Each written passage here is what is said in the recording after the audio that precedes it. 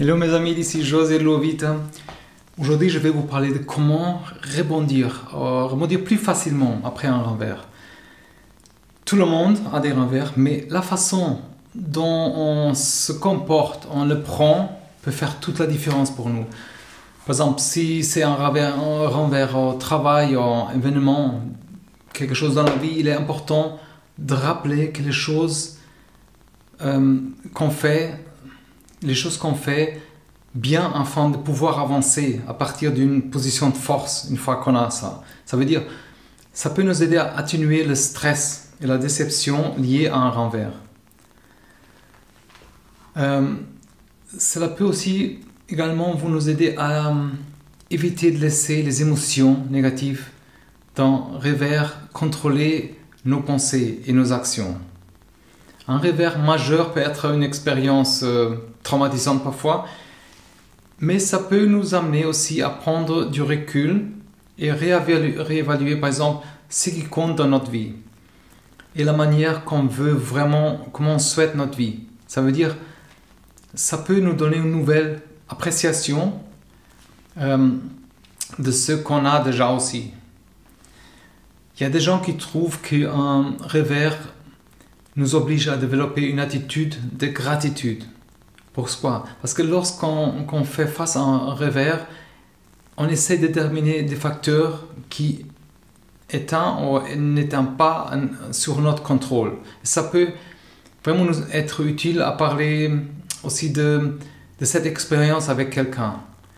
Ça pourrait nous reprendre, ça peut nous voir l'intérêt et à concentrer sur ce qu'on peut apprendre avec cette situation et la manière qu'on peut éviter que ça revienne la prochaine fois. Alors, il y a aussi une manière de faire, par exemple, c'est tenir un journal d'apprentissage. Ça nous aide à, par exemple, noter tous les résultats de nos expériences. Et après, ça consiste à relativiser ce revers. Ça veut dire, c'est juste une chose qui est arrivée une fois, par exemple, ou des petites choses. Ça veut dire qu'il faut apprendre ces erreurs. Les erreurs, entre guillemets, ça veut dire, ces erreurs arrivent à tout le monde, tout le temps parfois.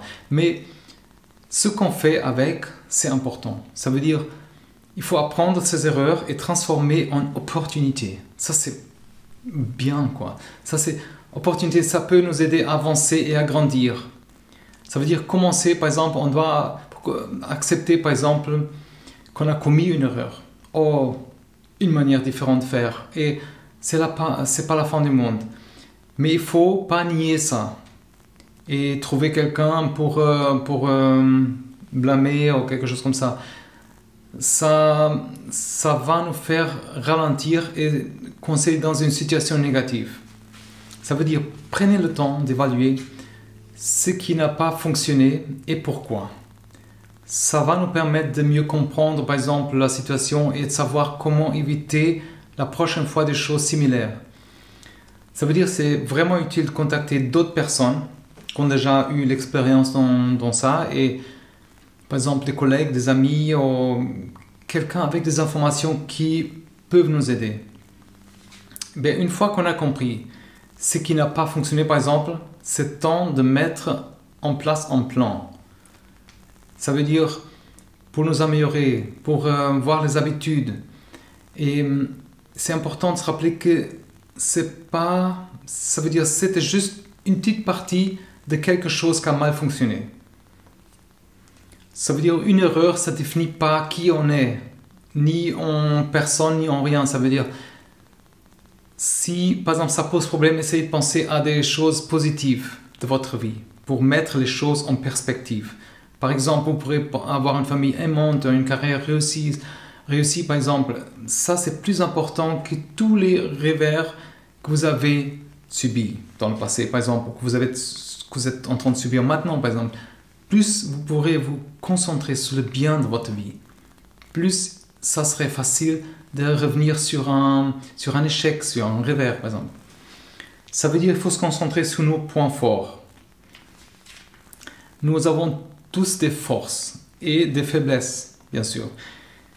Et il est beaucoup plus facile et plus efficace, par exemple, de se concentrer sur améliorer nos points forts que d'essayer de rattraper, de compenser nos faiblesses, par exemple. Les forces sont les choses qui nous viennent aussi plus naturellement, qui peuvent nous apporter la confiance et qu'on a besoin pour, par exemple, en aller dans les grands projets, en aller en avant. Voilà. Les faiblesses, par exemple, sont les choses qui ont besoin de beaucoup plus d'efforts et d'attention et d'énergie pour être maîtrisées. Ça veut dire qu'il faut toujours garder nos objectifs à l'esprit. C'est vraiment important, garder si on a un revers, mais je sais que c'est pas évident parfois, mais notre esprit est submergé par la peur d'être avoir un nouveau dessus, ou même d'avoir le même revers chaque fois à se reproduire, mais se laisser entraîner dans ces pensées négatives c'est un grand obstacle pour dépasser des échecs et d'avancer. Ça veut dire qu'il faut se concentrer sur ce qu'on peut contrôler, l'avenir. On peut contrôler l'avenir, ça veut dire votre attitude et la façon dont on réagit chaque jour. Ça nous aidera à surmonter la déception, ce travers, et sans laisser gâcher notre vie en général. Okay? Certaines personnes, même qui réussissent, ont connu des échecs, mais en masse, dans leur carrière. Mais ils n'ont pas laissé les malheurs les empêcher de recommencer, de continuer. On doit prendre l'exemple, ça veut dire on doit se rappeler que chaque fois qu'on rencontre un revers, ça nous rend plus fort. Si vous avez par exemple une mauvaise évaluation ou une mauvaise performance, il ne faut pas se laisser décourager et poursuivre vraiment nos objectifs. Super important. Fixer ces objectifs. Commencez par identifier des grands objectifs que vous voulez atteindre, par exemple. Décomposer ces grands objectifs par des plus petites étapes pour vous aider à atteindre plus facilement. Ça veut dire si on se concentre après sur ces petites étapes, on peut constater que c'est pas si difficile et on a le sentiment que nos efforts qui portent le fruit.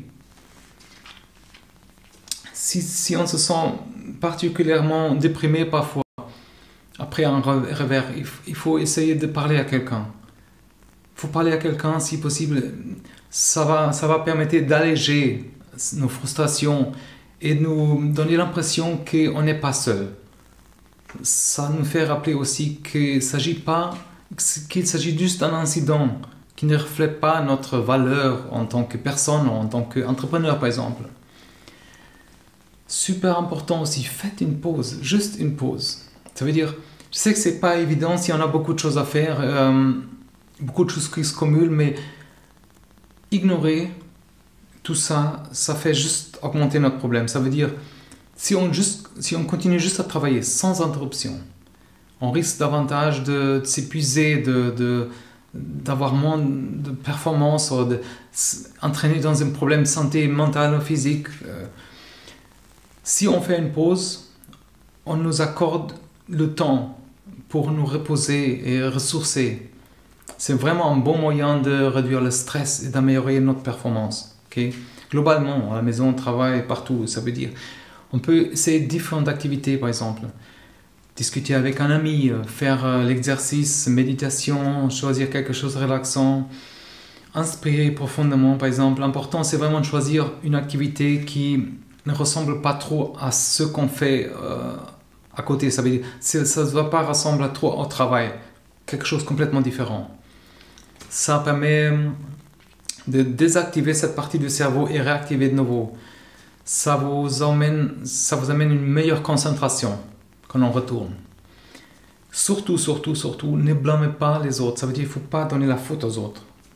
C'est vraiment important. Parce que ces situations, ça peut arriver à tout le monde, à tout domaine, à tout moment. Et c'est essentiel de reconnaître qu'il n'y a aucune incidence sur vous en tant que personne. C'est peut-être quelque chose de physique ou un truc comme ça, ou votre entreprise. Lorsqu'un revers survient, c'est facile de regarder à l'extérieur, par exemple, et identifier quelque chose à qui donner la faute. Mais ça va juste aggraver les choses parfois. On va envoyer notre énergie dans un endroit négatif. Okay? Ça va juste détourner notre attention et notre énergie.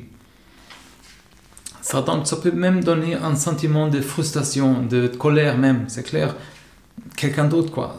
Par exemple, si vous estimez avoir été négligé ou vous n'avez pas eu cette promotion, au lieu de blâmer votre patron ou les collègues, vous vous demandez par exemple qu'est-ce qu'on peut faire, qu'est-ce que je pourrais faire la prochaine fois pour faire ça différemment.